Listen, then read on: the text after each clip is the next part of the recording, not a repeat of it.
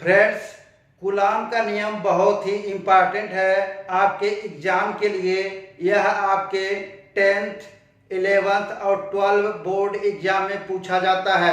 इसलिए यहाँ पर यह वीडियो यदि आपको अच्छी लगती है तो लाइक करिएगा, वरना डिसलाइक भी कर सकते हैं।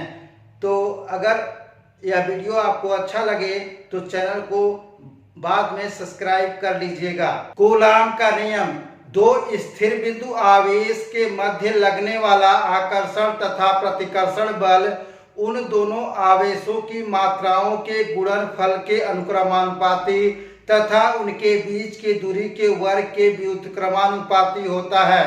तो यहाँ पर देखिए, कूलाम के नियम का प्रतिपादन फ्रांसीसी वैज्ञानिक कूलाम ने 1785 में दो आवेशों के मध्य लगने वाले बल का प्रतिपादन किया था। तो देखिए यहाँ पर फर्स्ट ऑफ ऑल क्या है, ये देखिए यहाँ कह रहा है कि बिंदु आवेश। देखिए कह रहा है कि बिंदु आवेश। बिंदु आवेश क्या होता है? ऐसे दो आवेश जिनके बीच की दूरी बहुत ही कम हो उसे क्या कहेंगे? बिंदु आवेश कहेंगे। कह रहा है कि मध्य लगने वाला आकर्षण। ये देखिए आकर्षण मीन्स एक दूसरे को अपनी तरफ खींचना। आकर्षण माने यहाँ पर एक दूसरे को अपनी तरफ खींचना। प्रतिकर्षण माने एक दूसरे को, यहाँ पर देखिए ये अपनी तरफ ना खींच के क्या करेगा? दूसरे को ढकेलना।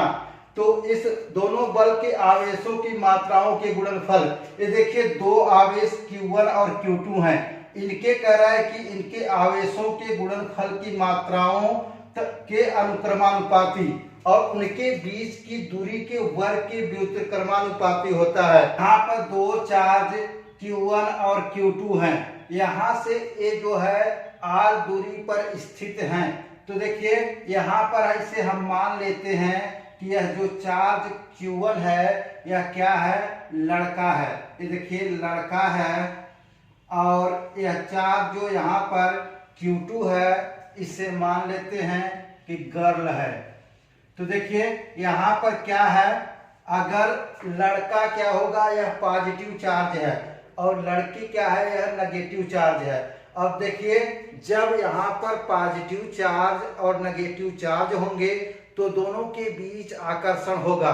और सपोज दैट यहाँ पर एक लड़का है और यहाँ भी एक लड़का हो जाए और यहाँ देखिए पॉजिटिव चार्ज है, यहाँ भी पॉजिटिव चार्ज हो जाए, दोनों के बीच क्या होगा?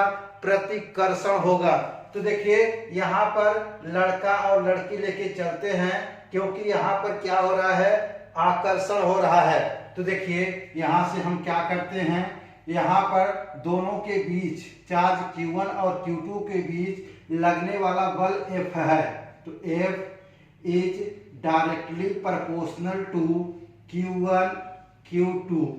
यहाँ पर देखिए यहाँ पर Q1 Q2 यह लड़का का चार्ज है और यह लड़की का चार्ज है। देखिए जब दोनों का मल्टीप्लाई हुआ तो यहाँ पर फोर्स और ज्यादा बढ़ गया। यहाँ पर देखिए जितना लड़के का चार्ज है लड़की का चार्ज है, दोनों का गुणा आपस में करेंगे तो फोर्स ज्यादा हो जाएगा। यहाँ पर देखिए अनुक्रमानुपाती मीन्स यह वैल्यू जितनी बढ़ेगी उतना यहाँ फोर्स भी बढ़ेगा।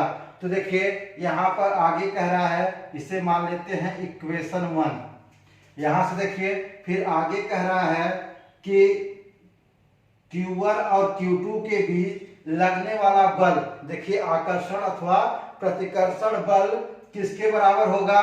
यहाँ पर कह रहा है कि उनके बीच की दूरी के वर्ग के व्युत्क्रमानुपाती होता है। ये देखिए उनके बीच की दूरी के वर्ग के व्युत्क्रमानुपाती होता है। मीन्स यहाँ पर उसका उल्टा होता है। व्युत्क्रमानुपाती माने उल्टा होता है। मीन्स यहाँ पर देखिए लड़का है और ये लड़की है, जब इनके बीच की दूरी बढ़ाएंगे, इनके बीच की दूरी बढ़ाएंगे तो फोर्स क्या होगा? फोर्स ऑटोमेटिक घट जाएगा। उनके बीच जो एक बांड होगा, जो बल कार्य करेगा वह बहुत कम काम करेगा। तो सपोज दैट यहाँ से अगर कोई लड़की यहाँ से, देखिए लड़की मान लेते हैं दिल्ली में है और लड़का चला गया उसके पास से मुंबई, दोनों के बीच की दूरी बढ़ी तो उनके बीच जो बल होगा वह कम काम करेगा। उनका जो अट्रैक्शन बल होगा, मतलब जब यहाँ से दूरी कम हुई, यहाँ से दूरी बढ़ गई, तो क्या हुआ, उनके बीच अट्रैक्शन बल यहाँ से कम हो जाएगा।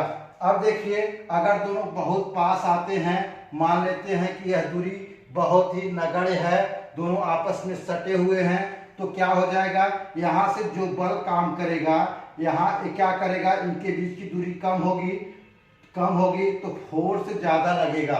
तो देखिए, फ्रॉम इक्वेशन 1 एंड 2 से, तो देखिए इसको लिख सकते हैं, F is directly proportional to charge Q1 Q2 upon R square. तो देखिए, यहाँ से अनुक्रमानुपाती को हटाने के लिए एक कांस्टेंट K लगाते हैं, तो यहाँ से लगा देते हैं F is equal to K Q1 Q2 upon R square.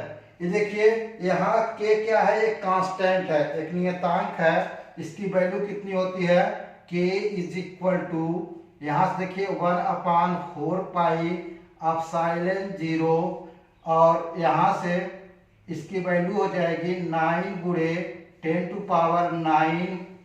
यहाँ से देखिए क्या हो जाएगा, न्यूटन मीटर स्क्वायर पर कूलाम स्क्वायर, इसकी क्या है, यह यूनिट है। तो देखिए, यहाँ के क्या है, एक कांस्टेंट है, तो यहाँ पर के की वैल्यू रखिए, तो F इज इक्वल टू, यहाँ से के की वैल्यू कितनी है, 9 into 10⁹ Q1 Q2 upon R square. ये क्या है, यही कूलाम का नियम है, तो इसे हम लिख सकते हैं F is equal to 1/4 pi epsilon 0 Q1 Q2 upon R square. ये देखिए, यही कूलाम का नियम है। यहाँ देखिए, कूलाम का नियम यही समाप्त होता है। अगर आपसे एग्जाम में पूछा जाए तो आप यहीं तक करेंगे। यहाँ से देखिए, एप्सिलॉन क्या है, एप्सिलॉन 0 क्या है, यहाँ से एप्सिलॉन 0 इज इक्वल टू 8.85 10⁻⁻12। ये देखिए क्या हो जाएगा, इसकी unit coulomb square upon newton metre square. ये देखिए, ये क्या है, यहाँ से वैद्युतशीलता है, ये देखिए वैद्युतशीलता है। तो यहाँ से देखिए, ये जो यहाँ इनके बीच जो माध्यम है क्या है, वायु है। अगर अब हम माध्यम इनके बीच तेल, सीसा अथवा अभ्रक ले लें, मीन्स इनके बीच जो माध्यम है, माध्यम बदल जाए, तब माध्यम जब बदल जाए तो उसके लिए क्या करेंगे, F is equal to 1/4 pi epsilon 0, तो यहाँ से epsilon 0 K Q1 Q2 upon R square. यहाँ से देखिए K क्या है, K यहाँ पर K परावैद्युतांक है। ये देखिए, यहाँ जो माध्यम है उसका परावैद्युतांक क्या है, K है। इसका मान अगर निर्वात में हो रहा है, वायु में हो रहा है, तो 1 होता है, तभी यहाँ पर K नहीं लगा है। तो यहाँ पर इसे हम लिख सकते हैं F is equal to 1/4 pi epsilon, देखिए एप्सिलॉन K के स्थान पे सिर्फ एप्सिलॉन लिख देते हैं, और क्या हो जाएगा, Q1 Q2 upon R square. ये देखिए, यहाँ पर जब निर्वात अथवा वायु के अलावा दूसरा माध्यम हो तो आप इस फार्मूले का प्रयोग करेंगे। ये क्या है, एप्सिलॉन क्या है, परमिटिविटी है। ये देखिए, एप्सिलॉन क्या है, परमिटिविटी है। क्या है, परमिटिविटी है, मीन्स यहाँ पर वैद्युतशीलता है। ये देखिए, यहाँ से इसे क्या कहेंगे, वैद्युतशीलता। तो यहाँ से देखिए, ये क्या है, वैद्युतशीलता है,